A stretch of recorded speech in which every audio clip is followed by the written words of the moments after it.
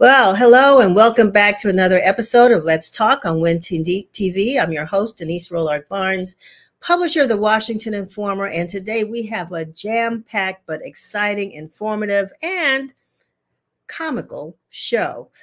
First up, we have our reporter, Jada Ingleton, who will be talking to Candice Jones, President and CEO of the Public Welfare Foundation. And Ms. Jones is here to talk about the launch of the Future Formers campaign.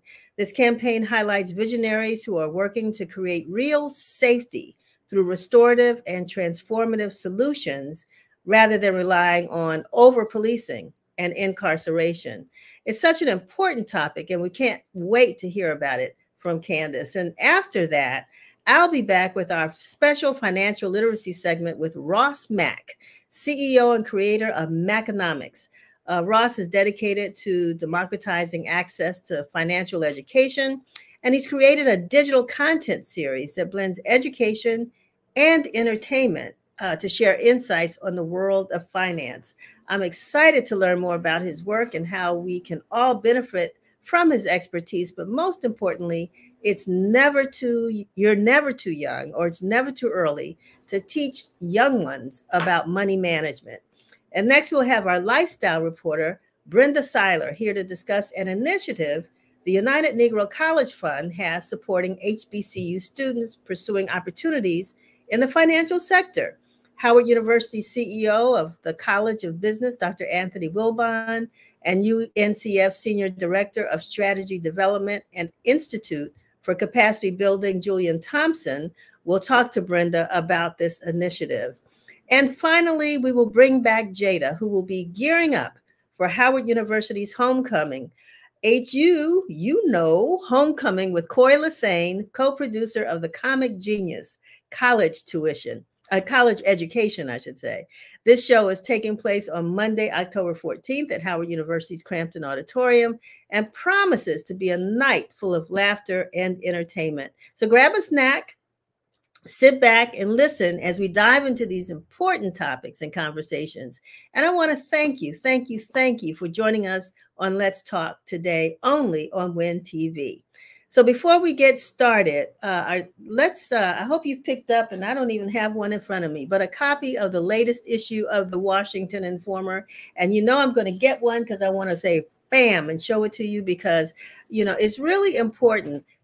Folks keep asking, and I understand someone is even going to do a story on the Washington Informer and how we have continued to sustain this publication. And I want to tell you, this is October marks our 60th anniversary, 60 years. I haven't counted the numbers, but you figure 52 issues times 60 years is how long we've been doing this newspaper.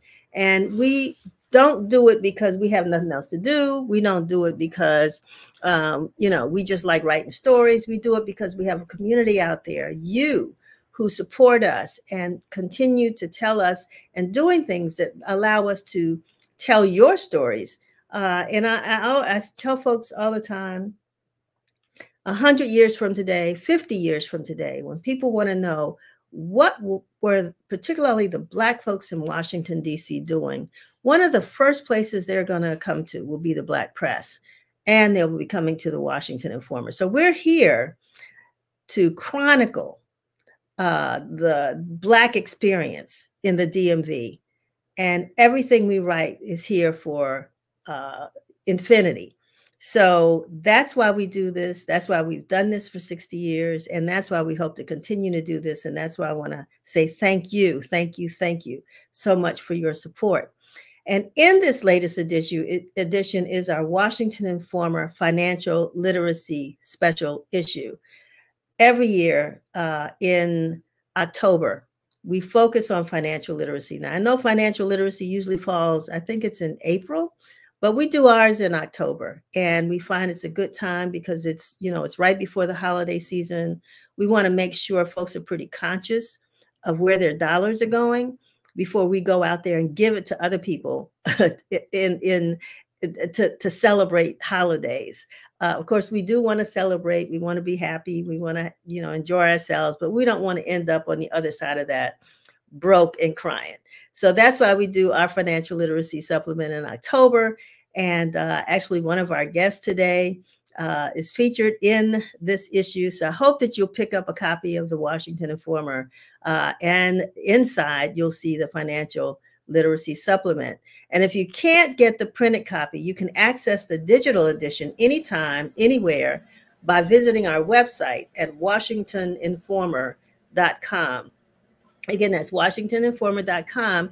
And when you go there, a little box will pop up, which asks you to subscribe to our daily publication, Win Daily, which is an update on the news that we produce every single day, and our exclusive e-service, other supplements that we have, Our House and Word in Black. We're going to talk about Word in Black in an upcoming show too. So you can subscribe to newsletters. We want you to do that. And all we ask is your email address. That's all we ask for. So if you go to the website, sign up, I'm going to thank you in advance. So speaking of latest news and events, one of our supporters, AARP, will be hosting a pickleball and health screening on October 19th and 20th in Ward 7 at the Washington Tennis and Education Foundation, located at 20 Stoddard Place in Southeast. You can aim your phone at your camera phone at this QR code, if you can see it, on the bottom right of the flyer, and it'll tell you how you can register. We think it's a great opportunity, and AARP is encouraging and inviting everyone to come out. One, to take advantage of the health screening. And if you've ever want to know what this pickleball thing is all about, it's a good, safe place to go, because you know it's going to be some more mature folks like me and others who will be out there learning a little bit about pickleball. Just make sure that you stay safe. We don't want you to injure yourself so that now one of the health providers is going to have to provide service to you. No, we just want you to come out, get screened, have a good time, and who knows, join AARP. We've had them on the show, and you don't have to be 50 plus to be a member of AARP. Now they'll take you as young as 18 years old. Can you believe that? Anyway, be sure to share today's broadcast on your social media platforms and follow us on Facebook, IG, X, TikTok, Threads, Nextdoor, LinkedIn, and YouTube. Did I name them all? I think I've probably forgotten one or two, but we'll get to that when we can. But if you're on any of those platforms, please be sure to follow us, and feel free to share, any of our posts or this program as well with your friends and followers. And also be sure to subscribe to our YouTube channel at Washington Informer TV. No spaces, all one word, Washington Informer TV. So having said that, we're now going to turn, because we have such a tight show, we're going to turn our weekly news broadcast with Curtis Knowles. This is Win TV News, bringing you the news that matters. More than a dozen states and the District of Columbia filed lawsuits against TikTok on Tuesday, saying the popular short-form video app is designed to be addictive to kids and harms their mental health. The lawsuit stems from a national investigation into TikTok, which was launched in March of 2022 by a bipartisan coalition of attorney generals from many states. All the complaints were filed in state court, and in its filings Tuesday, the District of Columbia called the algorithm, quote, dopamine-inducing, and said it was created to be intentionally addictive so that the company could trap many young users into excessive use and keep them on its app for hours on end. With Indigenous Peoples Day coming on October 14th, district educational leaders are emphasizing the teaching of Native American history and its importance beyond just one day. While educational groups and existing tribes have shared stories of the Native Americans that once lived in the D.C. area, the District of Columbia State Board of Education and the Office of the State Superintendent are working to expand the classroom education of Indigenous history. The new social studies standards comes into fruition after members of the State Board recognized the need for a change in 2019, as they said the original standards have been, quote, problematic and archaic. Before the reworking, the last time education standards were remodeled was back in 2006. Alongside debunking fallacies and, quote, whitewashed retellings of historical marginalized communities, the guidelines aim to enhance students' recognition and understanding of modern Indigenous history that continues to shape society locally and globally. TD Bank will pay approximately $3 billion in a historic settlement with U.S. authorities, who said Thursday the financial institution's lax practices allow significant money laundering over multiple years. Canada-based TD Bank pleaded guilty to conspiracy to commit money laundering, the largest bank in U.S. history to do so. High-level executives at the bank were alerted to serious problems with the bank's anti-money laundering program, but failed to correct them as employees openly joked about how easy it seemed for criminals to launder money there. The Justice Department said the bank allowed at least 3 different money laundering networks to move a total of $670 million through TD Bank accounts over a period of several years. The bank has agreed to major restructuring of the corporate compliance program in its U.S. operations, as well as 3 years of monitoring and 5 years of probation.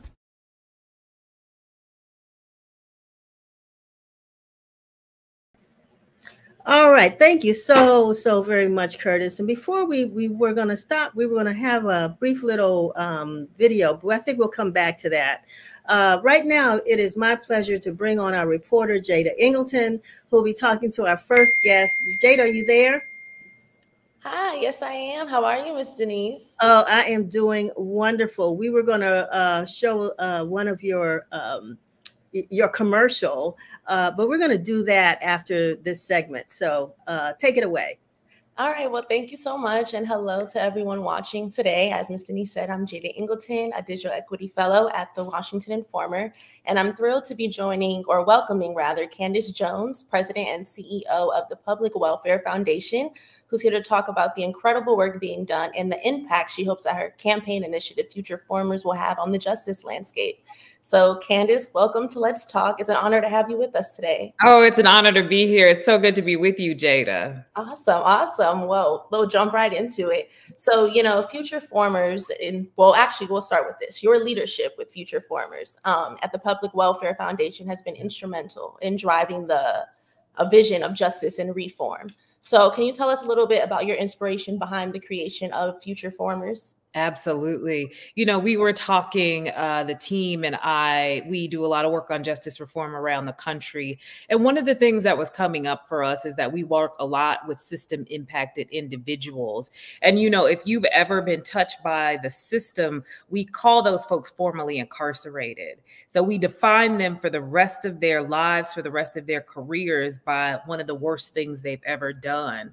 And you just have to stop and think about that. Like if you only define somebody by one of their worst moments, formerly incarcerated, mentally ill, substance abuser, you carry that imprimatur through you with the rest of your life.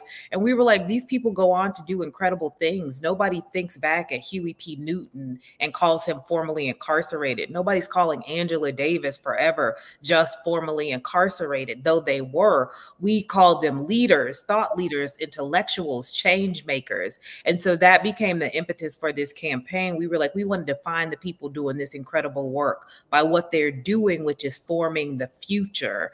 And so we started to think about, let's talk about future formers, these people that are seeing gaps and doing incredible innovation. And so that's how we started to talk about this work that we are going to be talking about over the next year.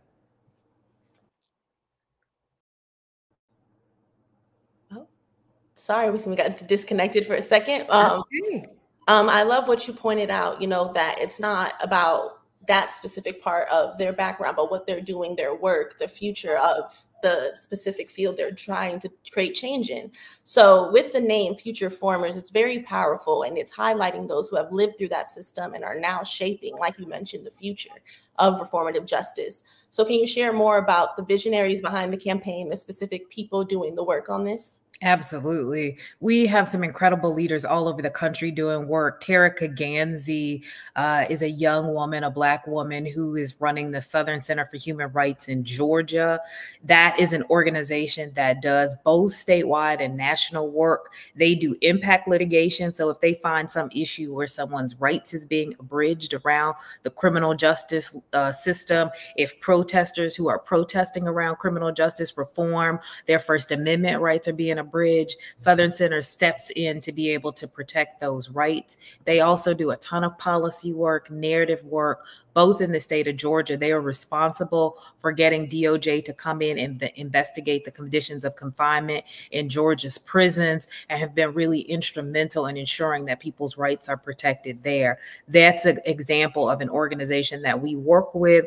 Another organization is Deep Center in Savannah, Georgia. They work specifically with youth that have been impacted by the system.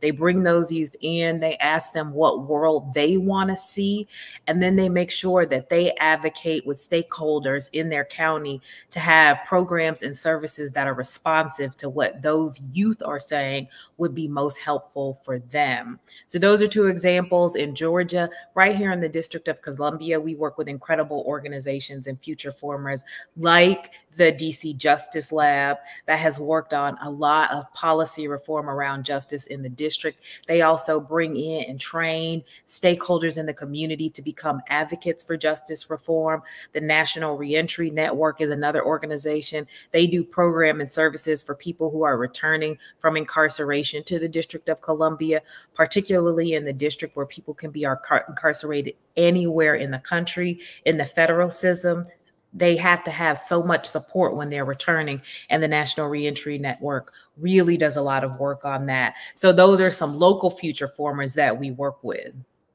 Thank you. So, speaking of these visionaries and the stories that you will be uplifting, how do you see them, making specific change in hopes of, communities, policy, or even the broader justice system? And how do these initiatives align with the core goals of future formers?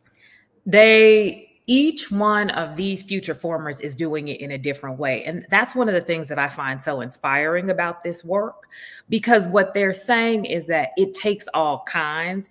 So many people look at what's happening today and they sort of devolve into hopelessness because it can feel like there's so much going on, much more than we can get our arms around. But all of these leaders, some of them have themselves been formally impacted. Some of them have lost family members to the justice system.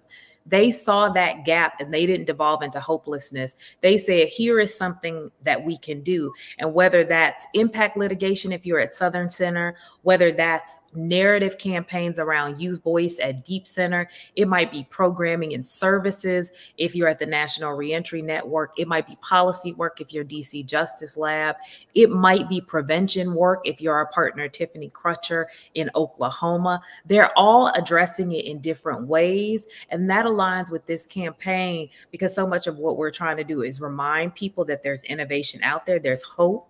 Even in a moment where it feels like there's so much that we can't control, there are people doing incredible things that are going to make a better future for us, and they're coming at it in all different ways. And I think that's important because there's no one way to bring about change.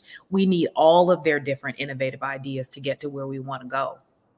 And that's a great segue into my next question, Candice. Speaking of these different ideas that lead to different solutions, and one of the phrases that resonates deeply in your work is restorative and transformative solutions. Yeah. Can you unpack, a little bit about what that means to you personally, and how do they differ from more traditional justice models? Yeah, I love that. Restorative really speaks to this idea that we bet big dollars in this country on a system that in many respects can cause more harm than it does do good. So much of what we all want is to be safe. Is a fundamental right to sort of be safe in our own person. But oftentimes to create that safety, we over-rely on systems that can actually undercut safety. They can actually increase criminogenic risk. And so when we're talking about restorative, it's sort of like, how do you repair the harm in communities, both when something actually happens, but actually some of the harms that the systems that we put in place to keep us safe create. So that's the restorative part. The transformative part is really like, what do we need to put in place to actually make us less reliant on systems of harm? Like, there does need to be something. We need to have a continuum of care in communities that when something happens, we have some of these programs and services that we can draw on. And that's the transformative part. How do we transform what exists into something that really is the kind of thing that keeps us safe, that are the kinds of things that we want to rely on? Because we know, we create safety in this country every day. They're usually in affluent communities, but oftentimes safety is congruent with having enough, right? Enough program and services, enough jobs, enough supports, enough of what you need. That is really what creates safety. And so we want to both transform those ideas, but then transform the communities in the most impacted communities so that they can actually be safe. Awesome. And, speaking about having enough of these different organizations and these different things forwarding this mission. How can you really truly measure that? And specifically to future formers, how will you measure the success of what the future formers are doing? So much of it is going to be by measuring their individual program and services. So if you're the National Reentry Network, you're looking at the number of people you serve and whether or not they recidivate. If you're Tara Kaganzi's work and you're doing impact litigation, you're going to look at the success of the cases that you're filing, how many people's rights you protect, and policy changes. That's sort of like the minutia of measuring impact. But at a scaled way, how they measure impact is by also changing the conversation about what we think is possible, right? What we think should be a baseline. Organizations out here doing work inspire other people that there's another way we should be thinking about this issue. And part of the way we measure their impact is by how they change the conversation. That really becomes the part of framing the future. Nobody looks back at Martin Luther King and is like, how many people marched in the bus boycott? What they look back on his work and talk about is that he changed the conversation in this country about what we thought was acceptable for people of color. And that's how we should be measuring the impact of these leaders. That was amazing, Candice. Thank you so much. I love that answer. And for my last question, looking ahead, what's next for the Public Welfare Foundation after Future Formers? Yeah, we're going to be talking about these leaders over the next year, Jada. We're just going to be telling their stories, really talking about the work so that people that are near them locally can get more involved. People who go on futureformer.us can learn about their work and donate to them directly. We have also done some incredible work on our historic True Reformer building where we get to live and share space with an incubator of other social justice organizations down on 12th and U Street. And so we're going to be talking a lot about that space, about its history in the District of Columbia, and making sure that nonprofits that do good work know that there is a beautiful transformed space where they can host events and meets and think about their next idea. And those are the things that are going to be the priority for us over the next year. Awesome. Well, we want to thank you here at the Washington Informer, not just for your time today, but for the work and impact that you're doing in restorative justice. Oh, it's so good to be with you. Of course, as you see in our screen, please get connected with public welfare, find out about these future formers and the different initiatives going on here in the district and around the country. Thank you so much for joining us. Take care, Jada. Absolutely, you too. I'll take it back to you, Ms. Denise. Thank you so much, Jada. And thank you, Candice. This is a phenomenal interview and it's some great work that folks are doing there. And if you've seen any photographs, you need to keep following the Washington Informer because we're going to go over there as well to show you how they have renovated that historic building there at 12th and U. So many stories probably have come out of that building, but now so many stories will be going into that building thanks to her great work. We're going to now transition over to, and I may have mentioned to you all earlier about the fact that we did our financial literacy supplement this week in the Washington Informer. And so one of our subjects in that issue is the phenomenal Ross Mack, who's making waves in the world of financial literacy. And I'm so glad to have him on today. He is the CEO and founder of Maconomics. Ross, are you there? Absolutely. How you doing? All right. How are you?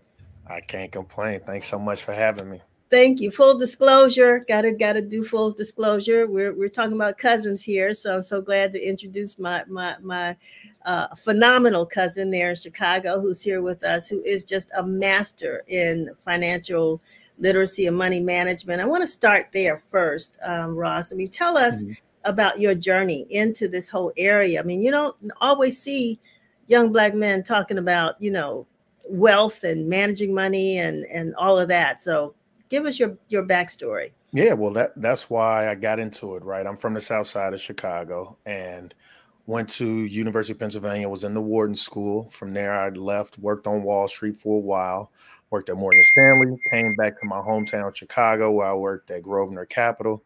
So I did the whole Wall Street thing. But one of the things I realized was that, the greatest teacher is exposure. And a lot of the rooms that I was in, I was exposed to different conversations, the conversations that were not taught in school, though. So despite going to an Ivy League, I still didn't know anything about retirement planning. I didn't know anything about buying my first home, getting a car, etc. So many basic personal finance things that we're not taught. And unfortunately, it's taught at home. And, you know, quite often the people that look like us, our conversations at the dinner room table are a lot different. And so I said to myself, let me find a better way to bring Wall Street to Main Street. So I developed my platform called Maconomics. And from there, I have, you know, shows on Revolt. I do things with BET. I have a show on Yahoo Finance, Complex. I have a Netflix documentary called Get Smart with Money. And obviously, you know, we got the books behind me. I'm an author as well. So ABCs for Future Millionaires. But when it's all said and done, it's about finding ways to provoke interesting conversations around something that for the longest have been such a taboo topic in our community. You know, that it's a phenomenal story, and it's a wonderful thing that you decided to sort of come back to, like you said, Main Street, to talk to folks about the things that they need to know. But you know, I'm just curious because, you know, we've been having this conversation forever. You probably know some of those companies that have really, I mean, do these reports every year that talk about, you know, where Black folks, white folks are here and Black folks are there. Where do we as the Black community tend to get stuck when it comes to money management or understanding money? I mean, some are further ahead. They were investing in stocks and what have you. And some of us can't even have a savings account with any substantial amount in it. Where do we tend to get stuck? Well, it all starts at home, right? And I will say, right, obviously, you know, not even talking about the reason as to why and kept us from attaining wealth, whether it's from slavery, Jim Crow, redlining, etc., not having true assets to pass down and things that we own are not valuable. But it also just comes from past financial traumas. Those things, unfortunately, are inherited and passed down generation to generation. And now you got generational trauma. So the person that, you know, is saying, hey, I don't believe in banks, I need to see my money. Now your kid might be inclined to not want to invest. Or the person that's like, hey, don't answer the phone after a certain time, that might be a bill collector. Well, now you might just continue to carry a balance when it comes to your credit card, right? There's so many things that we unfortunately are conditioned to, and now that gives us a bad relationship with money. And so when you think about it, right, that as well as a lot of misconceptions.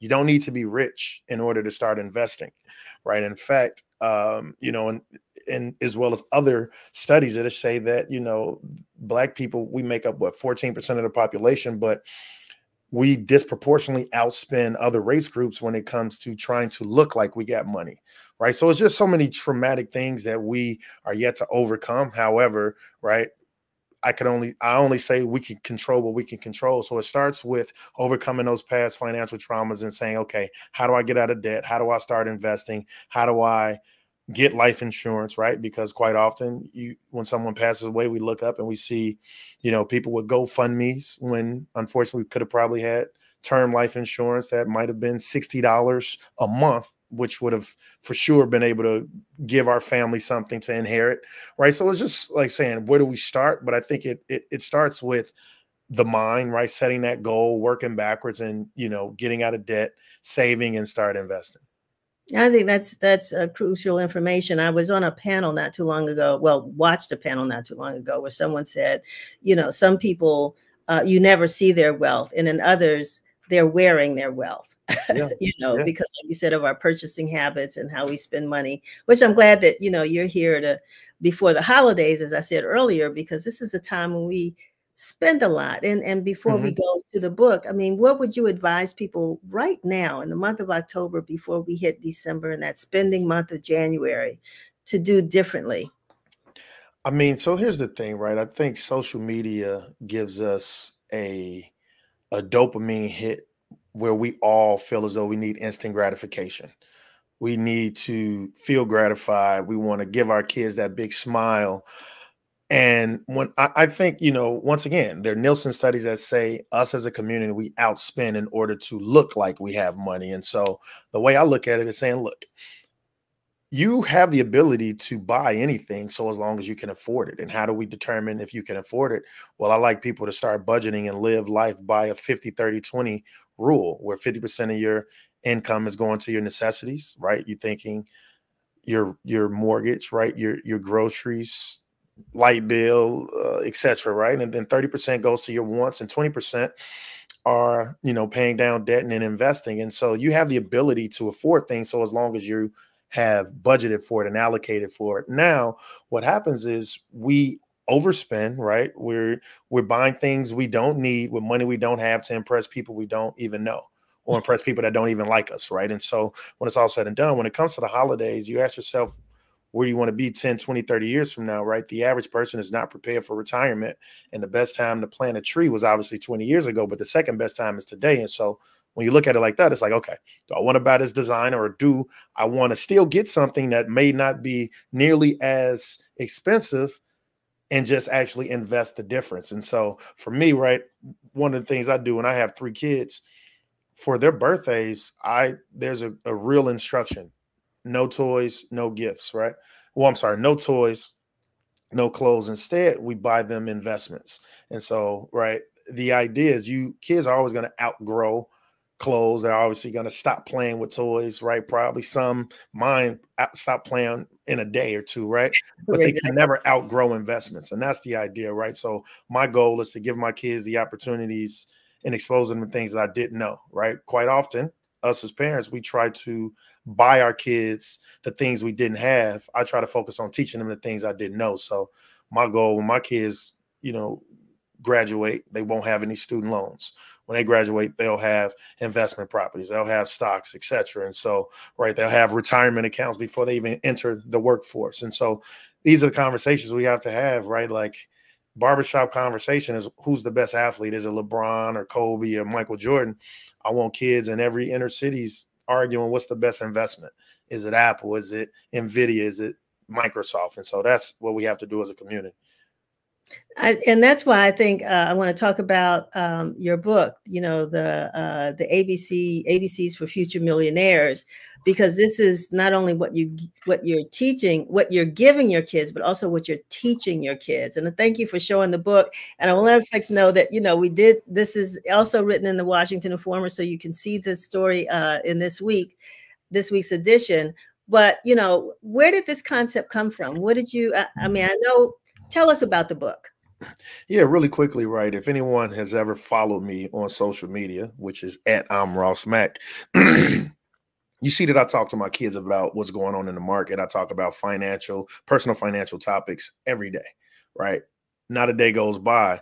And the reason I do that is because you got to understand our kids are a blank slate, and financial literacy is its own language. Therefore, the earlier you speak to them, the more likely they'll become fluent in understanding money management and just the overall world of finance. And so I think it's important that we don't shy away from financial topics just because you yourself might be a little nervous or your parents didn't talk to you about it. No, let's talk to our kids. Let's understand, what credit is. Let's talk about, because we're taught to be consumers. We're not taught to be owners. So when my kids is watching YouTube, hey, let's own Google, which owns YouTube. Now let's talk about how you're making money by you and your friends watching YouTube, or if they're watching it on a tablet, let's own Amazon, right? If they talking to their GG on this cell phone, right? Let's own Apple. And so the idea is starting to expose them very early, and now is going to be subconscious. They're going to learn things through osmosis. And so I developed ABCs for Future Millionaires, right, for young kids, where every alphabet,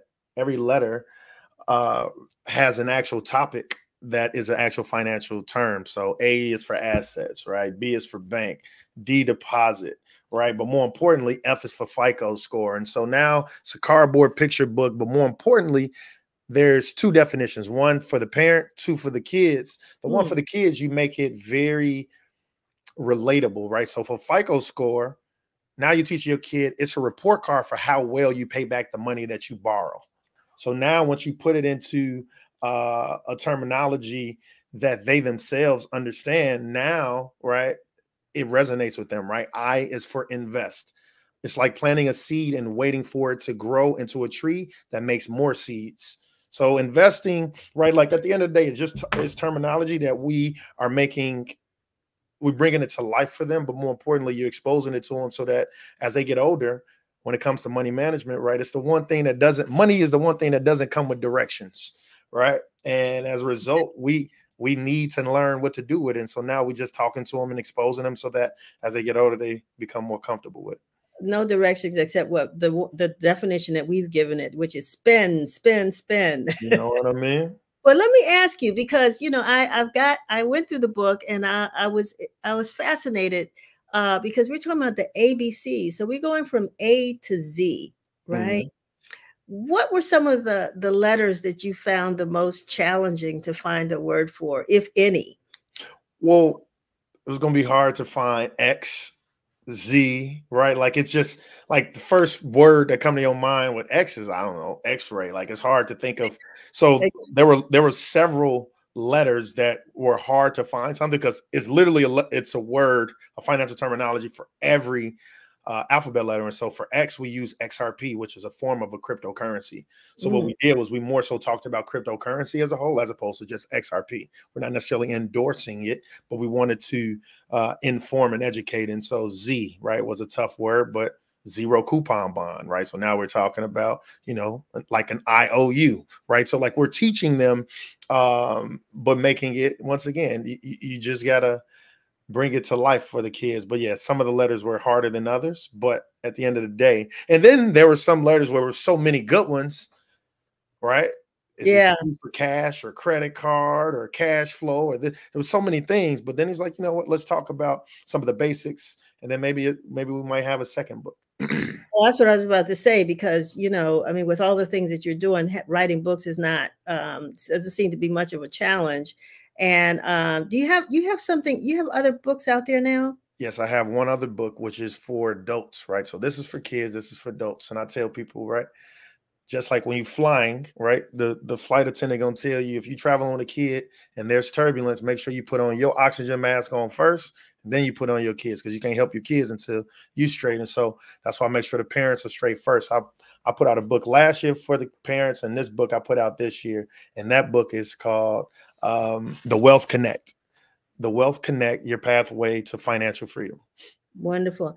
And I hope you don't mind me saying, because people keep talking about your children, and I don't want folks to think necessarily we're talking about, teens or young adults. We're talking about 3 and 2-year-olds and a 1-year-old. So that's why I say it's never too early to teach them. And I know your 3-year-old has her own video that she's doing on financial terms and what have you. But are they getting it? That's the thing, right? Once again, if I had a nanny that only spoke Spanish to my kids, they learn it through osmosis, right? So to your point, are they getting it? It is becoming second nature. And as they get older, it's going to be their other language. And so that's how it is, right? They will be fluent as they get older, as I continue to talk to them in the language of finance and investing and money management and what's going on in the markets. Ross Mac, I want to thank you so very much for being with us, the CEO and founder of Maconomics. I want you to just share one more time where people can find you. I mean, I'm glad that you took some time. You've been in some big places, so we're really happy that you spent some time with us here at WIN TV. But where else can people find you beyond today? Well, one, Cuzzo, thanks so much for extending your platform to me. I love you. I appreciate you. And you could find me at I'm Ross Mac. You can, go to my website at maconomics.com, and much love. I appreciate you guys. All right. Have a good time. Enjoy writing those books and helping to get us where we need to be as a community. We really appreciate you. Have a great day. All right. Thanks. Yeah. So, I mean, that's the thing that I like, and hopefully, he'll be back with us in April when we officially recognize National Financial Literacy Month. We need folks who are going to talk to us like plain and simple. And if you didn't get it from him, then you're not going to get it. So I love the fact that he is just a young person. So that means hopefully he'll be around to help to educate us and teach us more in the future. But this is important information, and we need to begin to do for ourselves. As my daddy used to say, if it is to be, it's up to me. And so we need to begin to do for ourselves what is important, and pass that information on to our children and to the next generation. So again, I want to thank him. And now I want to turn to another one of our financial literacy segments with our lifestyle reporter, Brenda Seiler. Brenda, we have a tight show, as you know. So are you there? Looking for you. Okay, we don't see Brenda. So I tell you what, let's do the. There we go.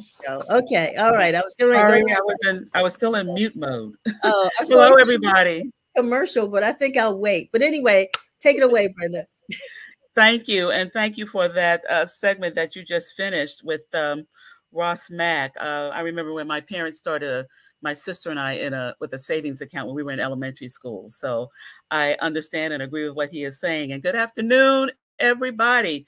Welcome to our segment today where we're going to be talking about a program that has been funded for the United Negro College Fund, UNCF, through their Institute for Capacity Building. We're going to be talking to Dr. Anthony Wilbon, who is Dean of the Howard University School of Business, and Julian Thompson, who is Senior Director of Strategy Development at UNCF and for the Institute of Capacity Building. Good afternoon, gentlemen, and welcome for being here on Let's Talk Today. Good afternoon, Brenda. Good to be here. Hey there, Brenda. Good to be here. We're going to start out with Mr. Julian Thompson and tell us about this wonderful program you all told me about called Project Acclaim. It's where you're teaching kids in college about investing their money that they're going to make after they graduate from college. That's right, Brenda. Really appreciate the opportunity to share more about Project Acclaim on this platform.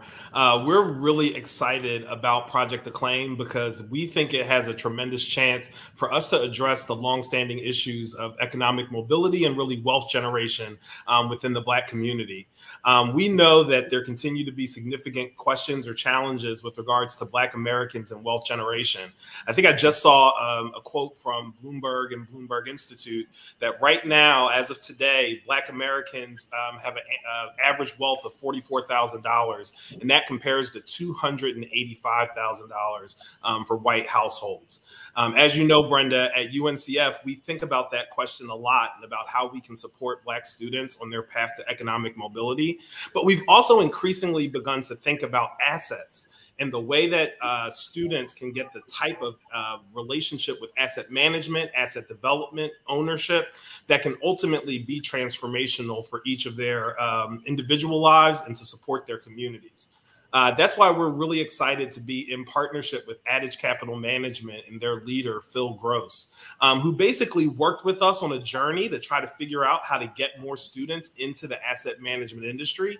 And what we landed on was not only an opportunity to expose those students to the asset management industry, but to work with two pilot institutions, Morehouse and Howard, who will each get $4 million apiece for their students to invest themselves into the future of their institutions.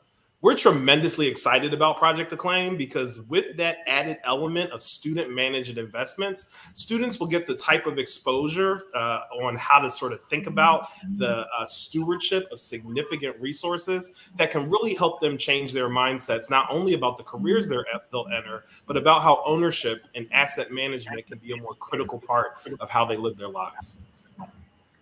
And as you mentioned, Howard University and Morehouse College are both the first two HBCUs to be involved in this program. And that is why Dr. Anthony Wilbon is here. He is Dean of the Howard University School of Business.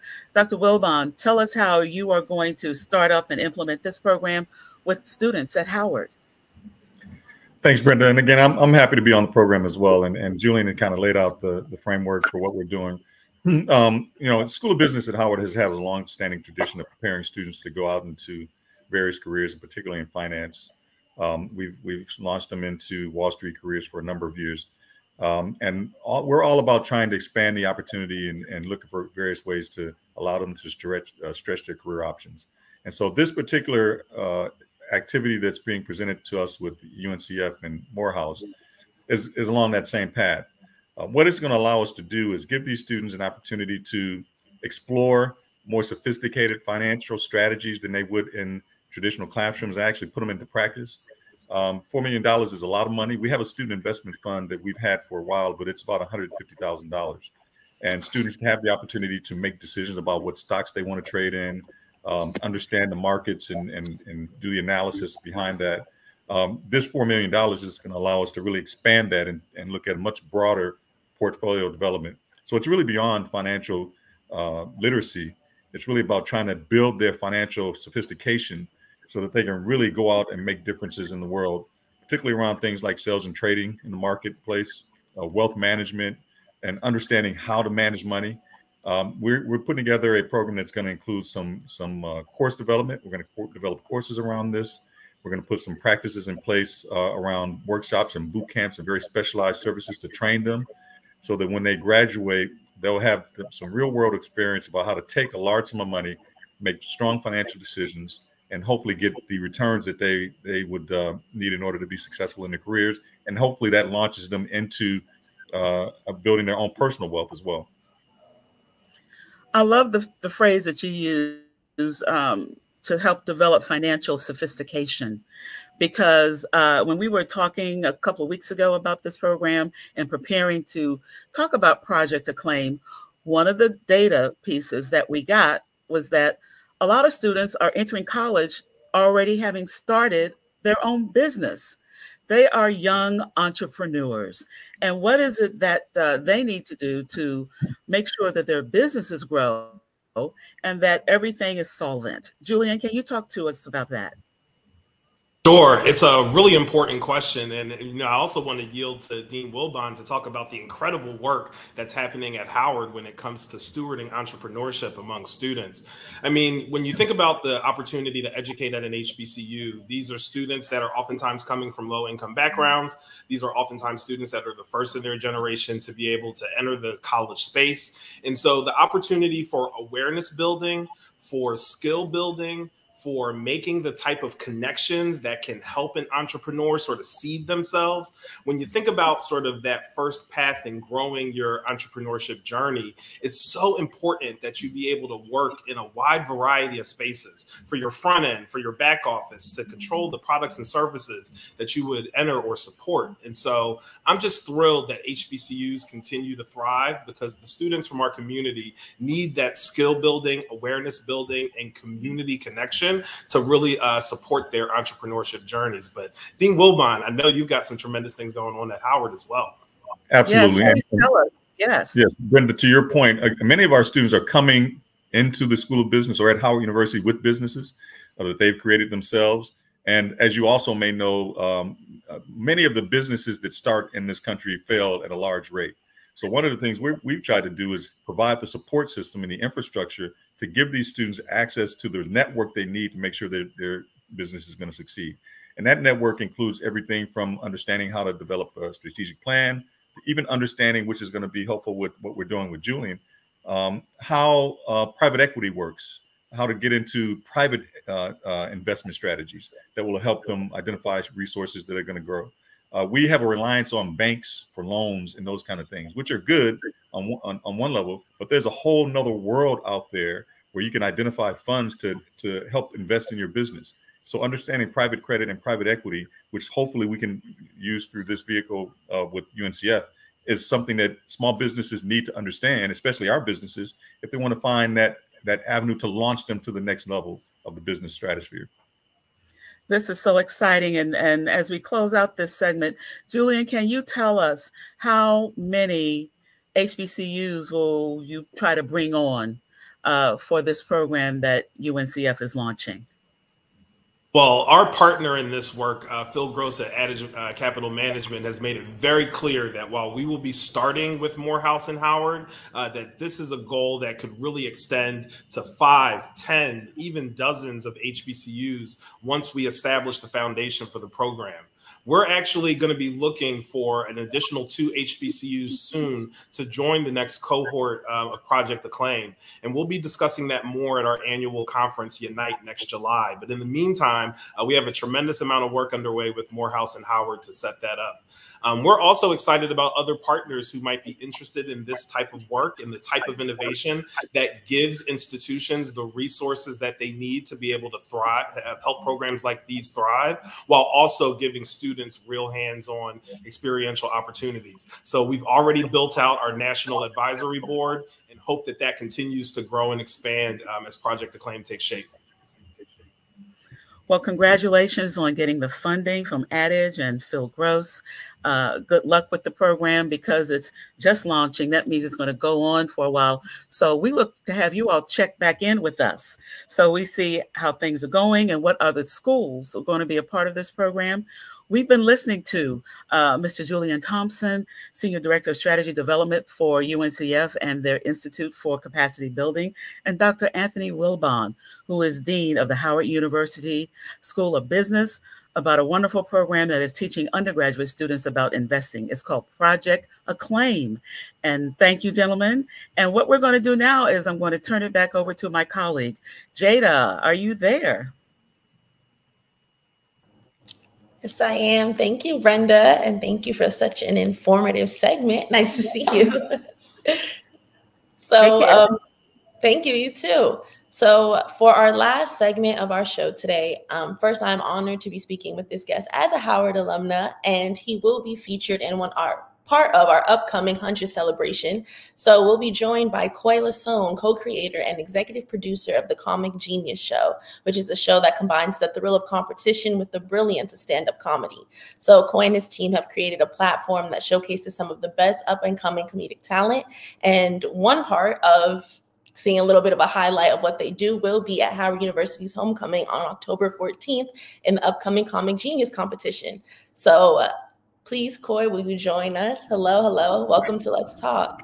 Hello, how you doing there? It's great to see you there. How are you? Thank you for having me. Appreciate you as always. Yes. Thank you. So can you tell us, well, first let's hear a little bit about you and your background. So, you know, you started out with performing comedy shows at church events, and you went from that to taking on university platforms. So can you share what that transition was like for you as an up-and-coming comedic? Yeah, so, well, actually, I started in New York. That's where I'm originally from. I started in New York. I started in the comedy clubs, and it was, you know, Brooklyn, Harlem is tough. You know what I'm saying?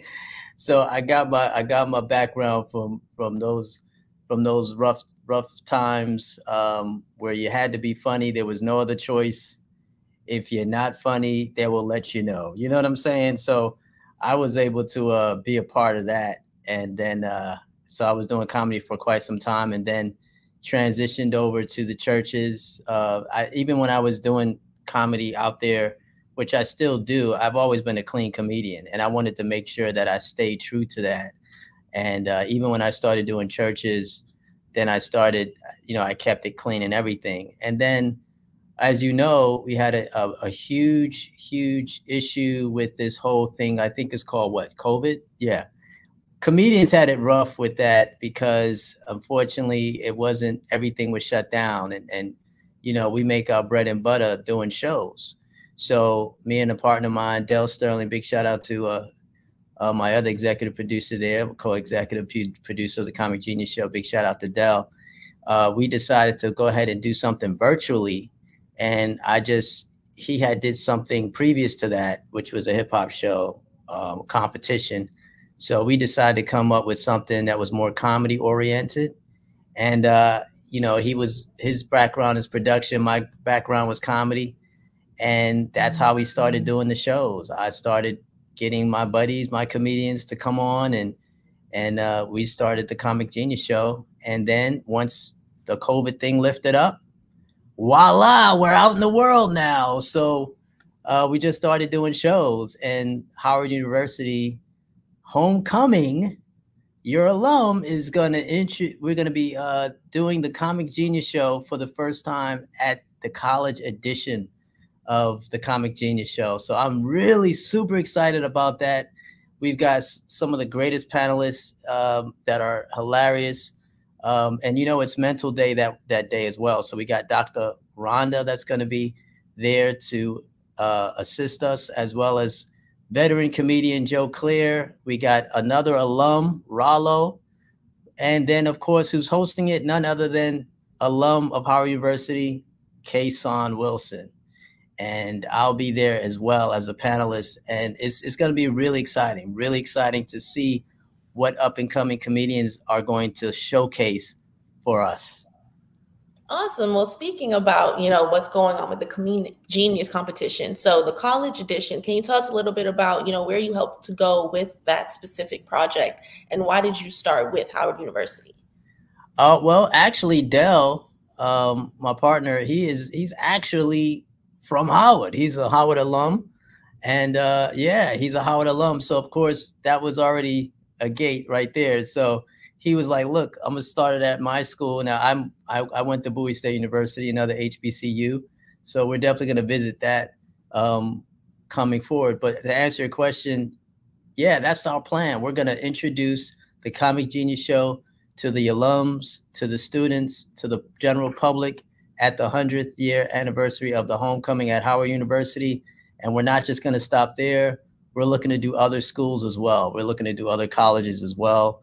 And it's just a great way to let the public know, let the colleges know, let the students know, hey, look, we are here.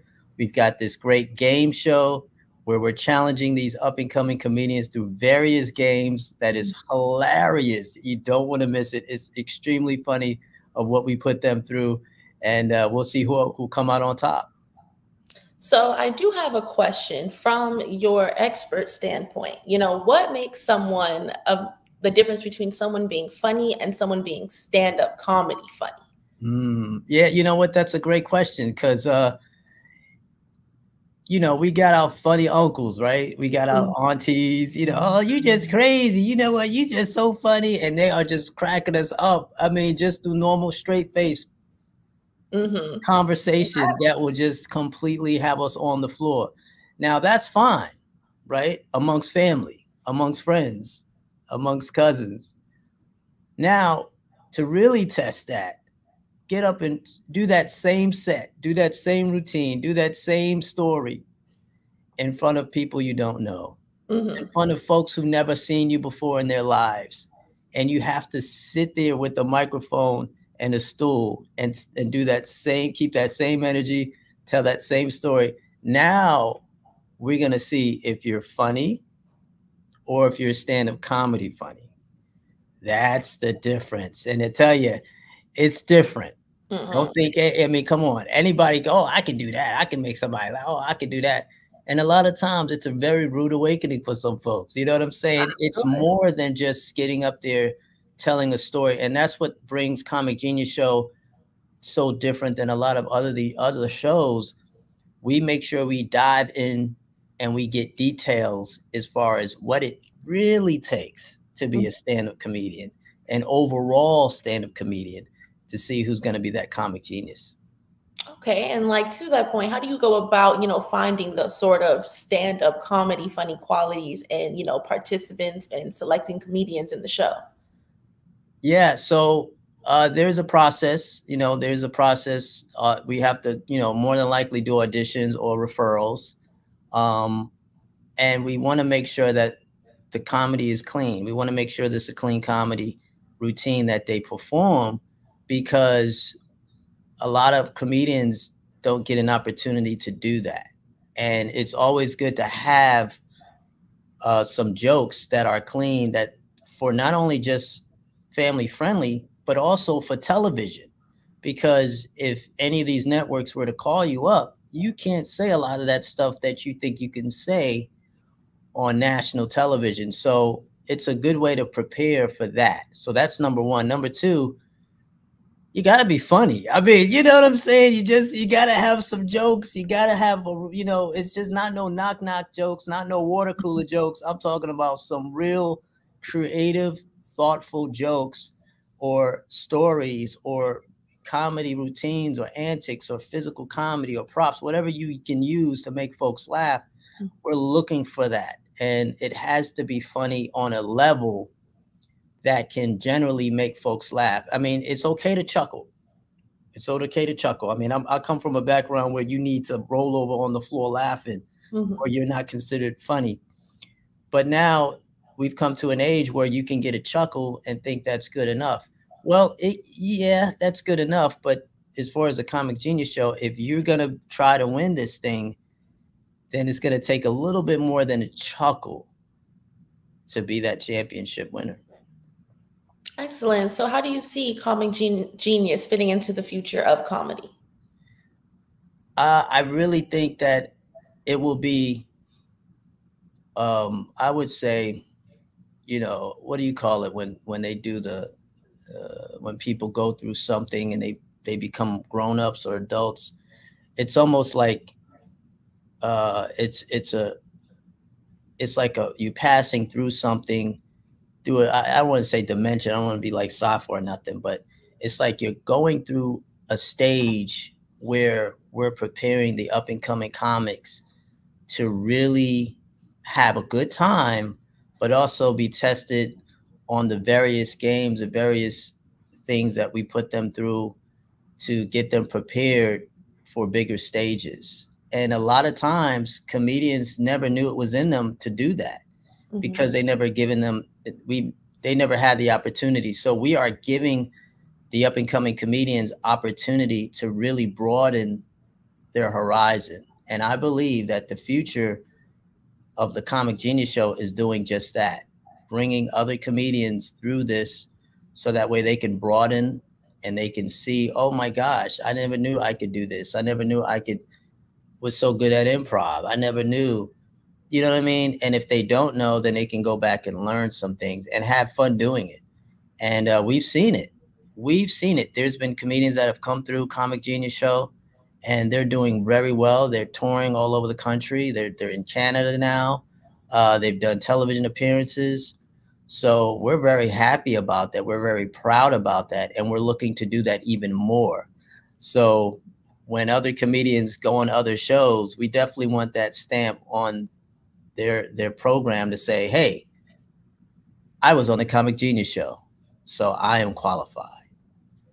Awesome. Thank you so much, Coy. That was amazing. We look forward to seeing what the Comic Genius Show is all about again on Monday, October 14th at Howard University, the big debut college edition. Oh, we would like, what's that there? You got a plaque? That's the belt. This is the belt right here. The winning belt. And you can see it's your colors. It's the Howard University colors, blue. Yes. This is the winner, folks. Huh? You got to be there. You got to be there. Indigenous Day, Monday, October 14th. You got to be there. It's going to be hilarious. Somebody's going to win this belt. So comedians are competing for that belt. So we'll be there to see who's taking it home. Well, thank you so much, Coy. Thank you for your time. Thank you for the work that you're doing, advancing a different perspective of comedy, actually. So we really appreciate that. Thank you. Awesome. So I'll take it back to Miss Denise to close out our show. Thank you guys for having me today. Thanks a million, Jada. I'm going to brush up on some of my jokes. Who knows? I might take home that belt. Okay, so that was the joke. At any rate, thank you all so much for joining us on this week's Let's Talk. I want to extend a heartfelt thank you to our incredible guest, Candice Jones, President and CEO of the Public Welfare Foundation, Ross Mack, CEO and creator of Maconomics, Howard University CEO of the College of Business, Dean Anthony Wilbon, and UNCF's Julian Thompson, and last and funny, but not least, comedian Coy Lasone, co-producer of Comic Genius. I want you to know that on October 16, the Washington Informer turned 60. So thank you for helping us to get to this significant milestone. Remember to register for AARP's Pickleball and Health Screening in Ward 7 coming up next week. And if you don't know, early voting has started in the DMV. You should have gotten a ballot in the mail. So if you have, make sure you vote. If not, we've got a message for you. So until next week, have a wonderful weekend. The weather's going to be great. And we will see you next Friday. This is Denise Rolark Barnes signing off. My name is Jada, and I vote because I want to have a voice in the future. Check out the Washington Informer Voter Resource Guide to request your mail-in ballot. Voting is important because in order to affect change in the world, it starts with your ballot in November.